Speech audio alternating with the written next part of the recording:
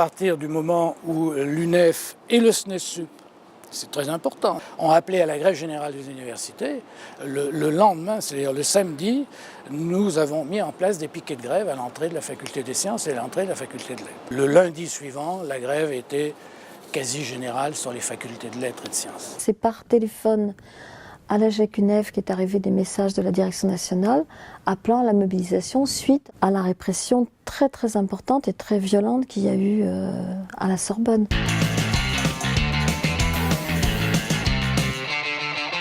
La date décisive, c'est le 13 mai 1968.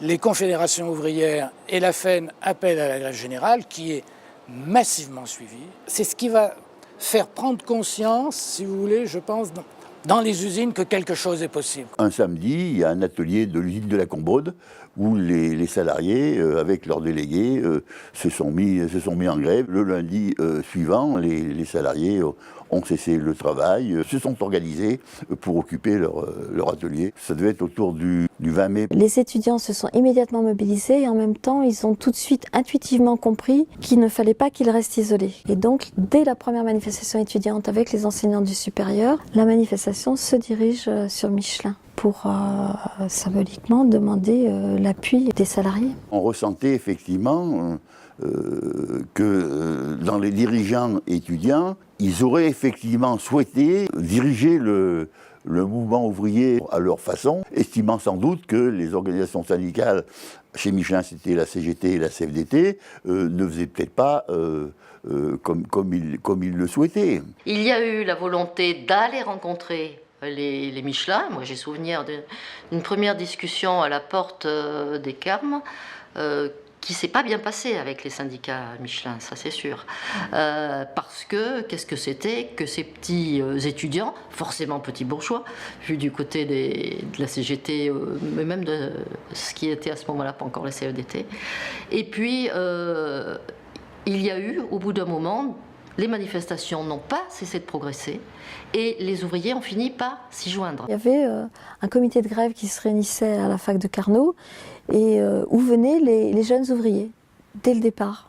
Dès cette première assemblée générale du lundi, on a fait adopter le principe que la manifestation que nous allions organiser l'après-midi passerait par les Carmes et se terminerait place de la Liberté, parce que c'était le siège de la CGT.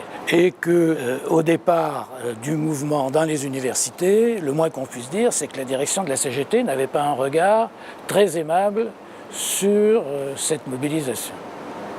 Et le PCF non plus. Michelin aussi, il a fait contre-manifestation. Des chefs de service, des cadres, des contremaîtres, il en avait mobilisé quelques-uns.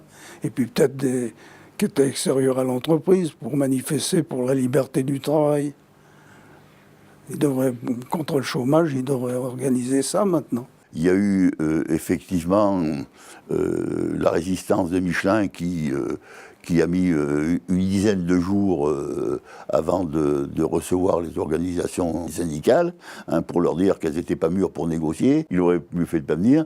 La réunion s'était déroulée à l'école de l'Oradou, en zone neutre, pour éviter effectivement sans doute certaines pressions. Parce que la question, c'est de savoir qui dirige la grève. Il ne suffit pas que l'usine soit occupée. Ensuite, c'est qui dirige, qui négocie. Il est bien évident que dans une grève, il y a une mobilisation qui dépasse très largement le cadre de ceux qui sont syndiqués.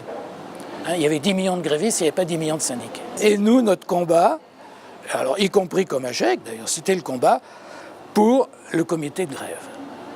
Comité de grève à la faculté, comité de grève dans les usines, centralisation des comités de grève. Ça n'a pas abouti, ça? Non.